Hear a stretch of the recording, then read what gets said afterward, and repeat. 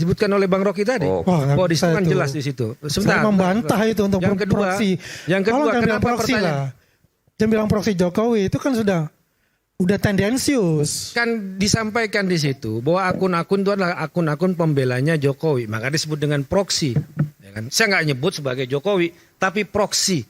Kelompok pendukungnya Jokowi. Itu artinya seperti itu kalau Anda nggak paham apa arti proksi. Kemudian soal kenapa pertanyaan. Kenapa baru sekarang? Kemudian kenapa dinotariskan di Rusia? Saya mau jawab ini. Persoalan kenapa baru sekarang pernah ditindaklanjuti oleh KPK. Contoh yang paling jelas menurut saya, karena ini juga diminta oleh KPK, apa yang disampaikan oleh almarhum Bang Faisal Basri, yang menemukan dugaan penyelundupan biji nikel ke China yang merugikan negara ratusan triliun, dan Bang Faisal bekerja, diminta juga oleh KPK, tapi sampai sekarang tidak terungkap karena disebut di situ, Bang Faisal langsung, Bobi Nasution menantu Jokowi. Kemudian juga fakta-fakta pengadilan. Saya harus mengulangi lagi, nama Kahiyang, nama Bobi Nasution juga disebut sebagai bagian dari Blok Medan. Tidak pernah diungkap di situ. Jadi kalau bicara soal kenapa baru diungkapkan sekarang, pertanyaan saya, kenapa selama ini kasus-kasus yang menyebut, yang melaporkan, ya, yang mengindikasikan, termasuk laporannya Ubaidillah Badrun, dosen UNJ itu, tidak pernah ditindaklanjuti oleh KPK sampai laporan itu berulang-ulang. Jadi di situ, jangan-jangan sekarang yang muncul no viral, no justice. Bahwa publik harus tahu. Kenapa? Karena lembaga-lembaga negara ini menyembunyikan bukti-bukti selama ini. Jangan-jangan yang diungkap selama ini juga dalam tanda kutip disembunyikan oleh lembaga-lembaga negara, tidak pernah ditindaklanjuti di lembaga-lembaga penegak hukum. Inilah dokumen kemudian yang kemudian mau disampaikan kepada publik agar publik tahu, karena pemilik kedaulatan sesungguhnya di negara ini adalah rakyat. Banyak kasus, Gama misalnya, kasus penembakan, kemudian baru ada tindak lanjutnya setelah viral dan menjadi perhatian publik. Jangan-jangan dalam tanda kutip disembunyikan oleh lembaga-lembaga penegak hukum dan dilakukan tebang pilih. Kalau Anda anti kekuasaan, tajam pada Anda. Tapi kalau Anda yang terlibat kekuasaan, cantolan kekuasaan bahasa Bang Refli Harun, maka Anda selamat, tidak pernah ditindaklanjuti. Itu menurut saya. Oke, baik. Gugat KPK atau dari sisi politis terserah. Namun terkait dengan video-video, jika memang ada terkait dengan skandal politik misalnya, saya pikir ini kan bukan yang pertama. Ya, kita ingat waktu itu Nazarudin. Namun kan Nazarudin berani menyampaikan juga kepada KPK dan dia pun statusnya tersangka. Gitu. Jadi ya saya berharap lah Pak Hasto bisa menjadi adalah apakah percaya sama KPK. Kalau dilihat dari pernyataannya Pak Guntur kan kita bingung juga nanti video korupsi ini mau dibawa kemana.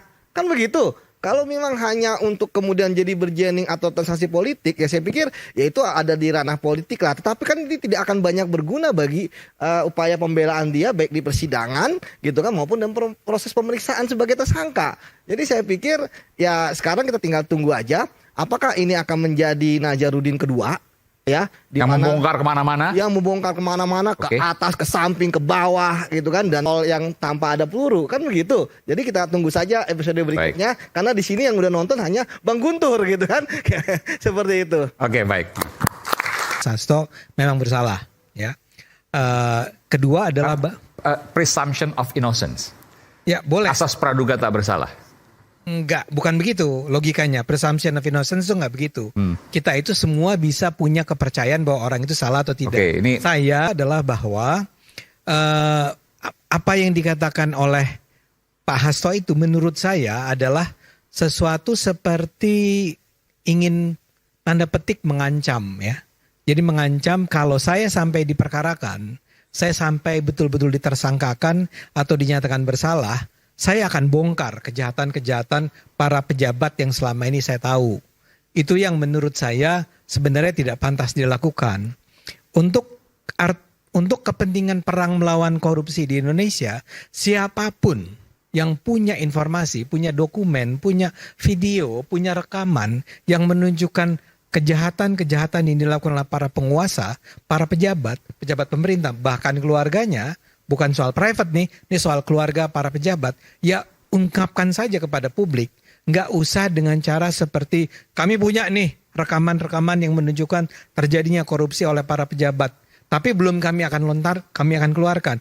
Pertanyaan besarnya kalau gitu kapan Anda akan keluarkan? Saya duga yang ingin dia katakan adalah kami akan mengeluarkannya kalau kami dinyatakan sebagai bukan hanya tersangka, tapi juga bersalah, juga diadili, juga dinyatakan bersalah dan masuk penjara. Itu yang saya harapkan tidak terjadi. Dan karena itu saya berharap sekali bahwa semua rekaman yang ada di tangan Pak Hasto dan Bu Kony sekarang Dibuka. itu dibuka. Dan Sesegera mungkin itu ya. Sesegera mungkin. Oke. Dan tapi saya harus ingatkan juga kepada Pak Hasto dan terutama Bu Kony ya. Kalau Pak Hasto kan memang sudah jadi tersangka ya. Tapi kalau Bu Kony juga harus ingat ya. Kalau Anda dinyatakan sebagai orang yang dengan sengaja ikut terlibat dalam menyembunyikan informasi mengenai korupsi, ya, tidak mengungkapkan kepada publik padahal Anda tahu bahwa itu penting, padahal Anda tahu bahwa itu akan membongkar korupsi yang sesungguhnya, saya khawatir Anda nantinya akan berpotensi untuk dituntut sebagai orang yang terlibat dalam penyembunyian informasi tentang korupsi. Saya harapkan nggak ada korban-korban selanjutnya. Sehingga untuk itu saya berharap ingin menyamakan apa yang dilakukan sama persis apa yang diperjuangkan Bung Karno. Bung Karno bicara tentang ideologi, kemerdekaan. Nah dia kan tidak. Dia ingin merampas kemerdekaan orang lain terkait misalnya PAW. Tuh, kedua kita lihat juga dia coba ingin mengintimidasi penyidik. Dengan dia akan menyebarkan puluhan atau berapa ya video-video yang katanya skandalnya sama kayak Watergate gitu. Lantas kemudian juga dia ya coba juga ingin membargaining kasusnya dia agar kasusnya ini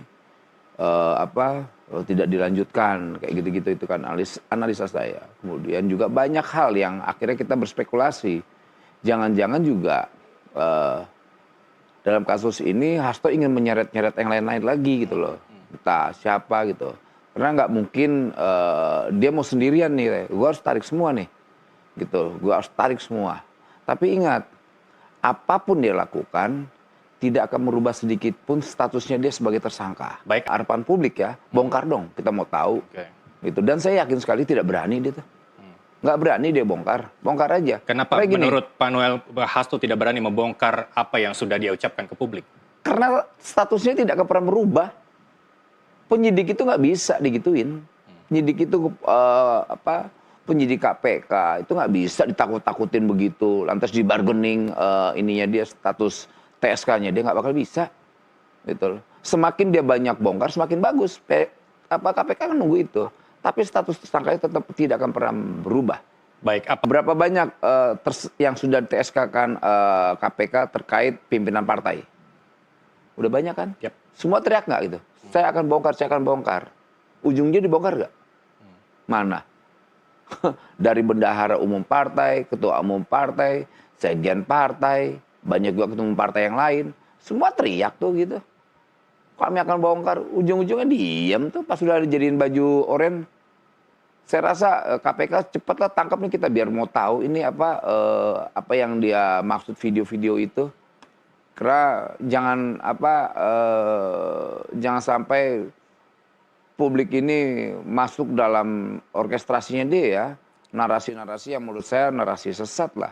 Ini membahayakan publik. Tapi kalau ada itu bagus sekali. Kita tunggu aja, kita tunggu mana gitu.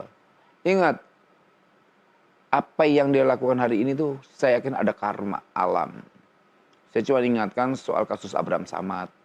Jadi publik itu jangan lupa.